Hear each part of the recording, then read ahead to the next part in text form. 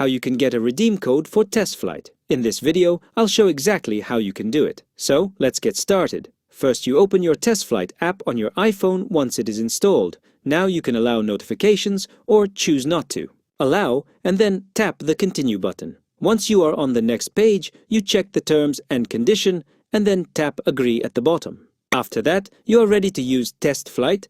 Then, a developer needs to invite you to test their app. You can do this by tapping the link in the email invite or by tapping Redeem and entering a code. Now, to get a redeem code, you need to get it from the app developer. You can ask them, or they may send it in an email. Invite. Once you tap Redeem, you enter the invitation code and the app will show up in TestFlight. After that, you tap Start, Testing or Install, and now your app is ready to test in TestFlight. And that's it. That's how you can get a redeem code for TestFlight.